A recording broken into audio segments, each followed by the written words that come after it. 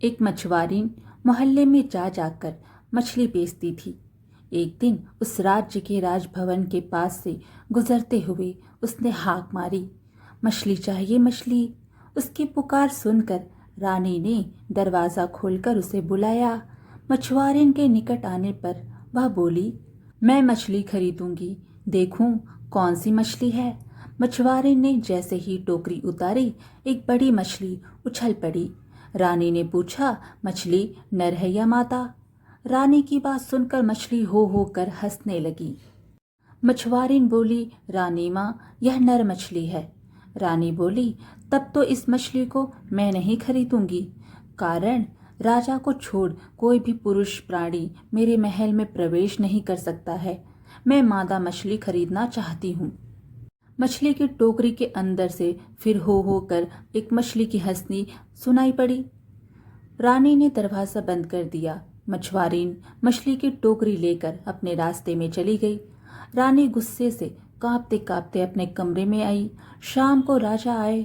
रानी ने अन्य दिनों की तरह राजा का स्वागत हंसकर नहीं किया, मुंह फुलाकर गंभीर होकर बैठी रही। राजा समझ गए कि जरूर कोई बात हुई है, तभी रानी इतने गुस्से में है, इसलिए वह उसके ओर ताक भी नहीं रही है। राजा ने पूछा, बात क्या है? क्या तुम अस्वस्थ हो? रानी बोली, मैं ठीक हूँ, लेकिन एक मछली खरीदने के लिए मछुआरे ने मछली दिखाई। मैंने पूछा, यह नर है या मादा? इस पर एक मछली हो कर हंस उठी। मैं जानना चाहती हूँ कि मछली क्यों हंसी। इसका कारण ना जान पाने पर मैं विष खाकर मर जाऊंगी। राजा ने हंसकर कहा, मछली हंसी थी? असंभव, निश्चय ही तुमने स्वप्न देखा होगा। रानी बोली, मैं क्या इतनी बुद्धू हूँ? मैंने अपनी आंखों से मछली को भी देखा है और अपने कानों से उसे हंसते हुए भी सुना है। यह सुनकर राजा बहुत चिंतित हो गए। उन्होंने कहा, यह तो विचित्र बात सुन रहा हूँ। ठीक है, मैं पता करवाता हूँ मछली क्यों हंसी। इसका कारण तुम शीघ्र ही जान पाओगी। दूसरे दिन दरबार में आकर राजा ने मंत्री को सारी बातें बताई। फिर बोले, मंत्री, मछली क्यों हंसी, इसका जवाब मुझे चाहिए। 6 माह का समय तुम्हें दे रहा हूँ। इसका कारण ना बताने पर तुम्हें मृत्यु दंड दिया जाएगा। मंत्री के सिर पर मानो आसमान फट गया। राजा का हुक्म मानना ही होगा। उसने कहा, जो आज्ञा महाराज। आज ही घर जाकर मैं पोथी पत्र लेकर बैठूंगा। 6 माह बाद मैं आपको बता दूंगा कि मछली क्यों हंसी थी। कहने को तो मंत्री ने कह दिया, किंतु आकाश पाताल एक करके भी उन्हें उस प्रश्न का उत्तर नहीं मिला। अनेक ग्रंथों पोथियों को देखा, अनेक स्थानों में वे गए, अनेक लोगों से पूछा, ज्ञानी विद्वान जादूगर तंत्र विद्या जानने वाले सभी से पूछा, लेकिन मछली क्यों हंसी, इस रहस्य की व्याख्या कोई भी नहीं कर पाया। सोच सोच कर मंत्री की नींद उड़ गई, भूख खत्म हो गई, शरीर कंकाल जैसा हो गया। देखते देखते 5 माह गुजर गए। मंत्री समझ गए कि उसकी जिंदगी अब मात्र 1 माह की है, उसके बाद मृत्यु निश्चित है। वे राजा को बहुत अच्छी तरह से जानते थे। राजा जो बोलते थे वही करते थे। मंत्री ने खुद को मृत्यु के लिए तैयार कर लिया। अपनी सारी संपत्ति अपने बेटे के नाम लिख दी।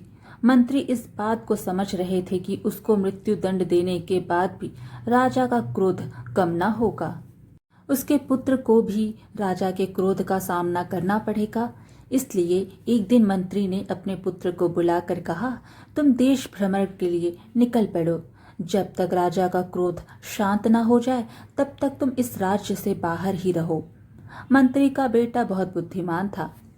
देखने में भी वह अत्यंत सुंदर था। पिता की बातों का अर्थ समझकर वह एक दिन पैदल ही घर से निकल पड़ा। चलते चलते कुछ दिनों बाद वह एक गांव में पहुंचा। रास्ते में एक वृद्ध किसान से उसकी भेंट हुई। किसान कहीं गया था, अब घर लौट रहा था। उसके साथ बातचीत कर उसे अच्छा लगा। उसने सोचा, अच्छा हुआ एक संगी मिल गया। दोनों एक ही पथ पर जा रहे थे। लंबा रास्ता था, बातचीत करते हुए रास्ता कट जाएगा। दोनों एक गेहूं के खेत से गुजर रहे थे। बातों ही बातों में मंत्री पुत्र ने कहा, बीच बीच में हम लोग यदि एक दूसरे को ढोएं तो अच्छा होगा। यह सुनकर किसान ने सोचा यह लड़का मूर्ख है क्या, लेकिन उसने कुछ कहा नहीं। फसल काटने का समय हो गया था। गेहूं के खेत सोने की तरह झलमल कर रहे थे। उधर दिखाकर मंत्री पुत्र ने पूछा, क्या वह सब खाया जाता है? वृद्ध किसान समझ नहीं सका कि क्या उत्तर दे। वह बोला, मैं ठीक से नहीं जानता हूँ। इसी तरह चलते चलते हुए एक दूसरे गांव में पहुंचे। गांव बहुत बड़ा था। मंत्री पुत्र ने एक छुरी देकर उससे कहा, लो मित्र, इसे ले जाओ और 2 घोड़े लेकर आओ। यह छुरी बहुत कीमती है, गलती से कहीं फेंक मत देना। मंत्री पुत्र की बात सुनकर कभी वृद्ध किसान को मजा आता, कभी गुस्सा आता, लेकिन वह कुछ कहता नहीं था। उसने छुरी को उसकी ओर ठेलकर बड़बड़ाते हुए कहा, अच्छे मित्र से पाला पड़ा है, या तो यह पागल या अनजान होने का भान कर रहा है। मंत्री पुत्र ने किसान की बात सुनकर भी ना सुनने का भान किया। कुछ कहा भी नहीं, चुपचाप वे चलते रहे। ग्राम पार करने के बाद वे एक शहर में पहुंचे। शहर में लोगों की काफी भीड़ थी, परंतु किसी ने भी उनसे कुछ बातचीत नहीं की। बाजार को पार कर वे एक मस्जिद के पास पहुंचे। इतनी दूर तक चलते चलते दोनों बेहद थक गए थे, किंतु वहां भी किसी ने बाहर निकालकर थोड़ी देर सुस्ताने के लिए नहीं कहा। मंत्री पुत्र ने किसान से कहा, यह तो विशाल कब्रगाह है। यह सुनकर किसान ने मन ही मन सोचा, यह तो अद्भुत बात है। इस आदमी का आचरण तो विचित्र है। मनुष्यों से भरपूर शहर को देखकर कब्रगाह कह रहा है। शहर का एक पथ कब्रगाह की ओर गया था। वहां कुछ लोग उस कब्र के निकट खड़े होकर प्रार्थना कर रहे थे। मृत प्रियजन के नाम पर राहगीरों को रोटियां बांटी जा रही थी। मंत्री पुत्र एवं किसान के निकट आने पर उन्हें भी दोनों हाथों में भरकर रोटियां और मिठाइयां दी गई। मंत्री पुत्र बोल उठा, चमत्कारी शहर। सुनकर किसान ने सोचा, यह तो बिल्कुल पागल है। शहर को कहता है कब्रगाह और कब्रगाह को कहता है चमत्कारी शहर। इसके बाद जल को कहेगा थल और थल को कहेगा जल। विचित्र आदमी है। लेकिन उसने अपना मनोभाव प्रकट नहीं किया। चलते चलते सामने एक नदी मिली। नदी पार होना था। किसान अपनी कमीज एवं जूते खोलकर नदी में उतरा। मंत्री पुत्र ने लेकिन वैसा नहीं किया। वह जूते कमीज पहनकर ही नदी को पार कर गया। किसान ने सोचा, ऐसा मूर्ख आदमी कभी नहीं देखा। कथनी और करनी दोनों दृष्टियों से वह मूर्ख लग रहा था, लेकिन बातचीत में वह काफी विनम्र था। उसने सोचा कि इसे अगर घर ले जाऊं तो पत्नी बेटी बहुत खुश होंगी। यह सोचकर किसान ने मंत्री पुत्र से कहा, निकट ही मेरा घर है, चलो रात मेरे यहाँ बिताकर जाना। मंत्री पुत्र ने कहा, आपकी आंतरिक देखकर बहुत खुशी हुई। आपके घर के दरवाजे एवं कुंडी मजबूत तो है। ऐसी बेतुकी बात सुनकर किसान फिर कुछ बड़बड़ाया एवं मन ही मन हंसते हुए कहा, यह मेरा घर है, तुम थोड़ी प्रतीक्षा करो, मैं भीतर खबर देकर आता हूँ। वृद्ध किसान ने अपने घर के लोगों से कहा, मुझे एक बहुत मजेदार पथसंगी मिला है। वह लड़का बहुत दूर तक मेरे साथ आया है। देखने में बहुत सुंदर है, भद्र परिवार का लगता है, पर ऐसा मूर्ख है कि क्या बताऊं। उसकी बेसिर पैर की बातें कुछ भी समझ में नहीं आती। हमारे घर में उसे रुकने को कहा तो बोला कि घर के दरवाजे और कुंडी मजबूत तो हैं। इन सब बातों का भला कोई मतलब है? किसान की एकमात्र बेटी थी, वह बहुत बुद्धिमती थी। पिता की बात सुनकर वह बोली, पिताजी वह मूर्ख नहीं है, वह बुद्धिमान है, वह संकेत में अपनी बातें कहता है। किसान ने कहा, अच्छा, मैं तो उसे मूर्ख समझ रहा था।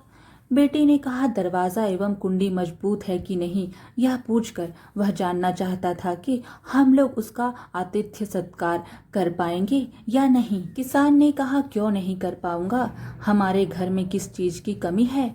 देख रहा हूँ कि उस लड़के की बातचीत में विचित्र रहस्य है। राह में चलते चलते वह मुझसे कह रहा था कि क्यों ना हम एक दूसरे को ढोएं, इससे थकावट कम होगी। किसान की कन्या ने कहा, दरअसल वह बताना चाह रहा था कि एक जन दूसरे को कहानी सुनाए तो समय अच्छी तरह कट जाएगा। किसान आश्चर्यचकित होकर बोला, अच्छा ऐसी बात थी।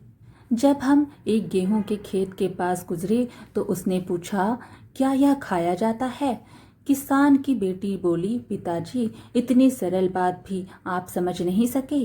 वह जानना चाहता था कि खेत का मालिक ऋणग्रस्त है या नहीं।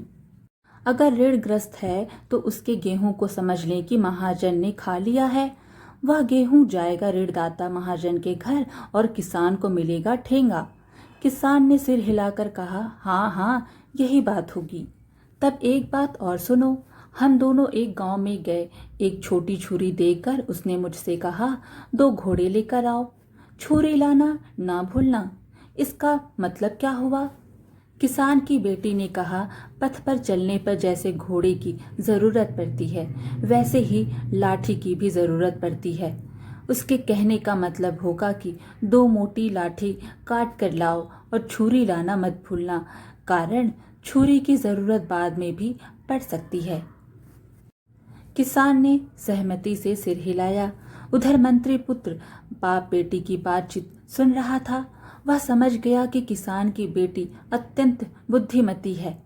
तब उसने उन्हें अपना वास्तविक परिचय दिया और घर छोड़ने की सारी बातें उन्हें बताई। मछली के हंसने का कारण पर किसान की बेटी बोली, मछली रानी की मूर्खता पर हंसी थी। मछली को कोई व्यक्ति जीवित तो खाता नहीं है, उसे काटकर अच्छी तरह धोकर आग में पकाया जाता है। जब मछली को काटा जाता है उसी समय नर मादा का भेद मिट जाता है। पकाने के बाद तो रहा सहा भेद भी खत्म हो जाता है। रानी की इसी बुद्धिहीनता पर मछली हंस पड़ी थी। यह सुनकर मंत्री पुत्र बहुत खुश हुआ। वह तुरंत अपने राज्य में पहुंचा एवं अपने पिता को सारी बातें बताई। मंत्री ने राजा को यह बात बताई। उत्तर सुनकर राजा संतुष्ट हुए और उन्होंने मंत्री को मृत्यु दंड से मुक्त कर दिया। मंत्री ने अपने बेटे के लिए किसान की पुत्री का हाथ मांगा। किसान सहर्ष तैयार हो गया और एक शुभ दिन में किसान की पुत्री के साथ मंत्री पुत्र का विवाह हो गया। आज की कहानी यहीं समाप्त हुई। वीडियो पसंद आए तो लाइक शेयर ज़रूर कीजिए और ऐसे ही अच्छी अच्छी कहानियाँ सुनने के लिए हमारे चैनल को सब्सक्राइब कर दीजिए। धन्यवाद।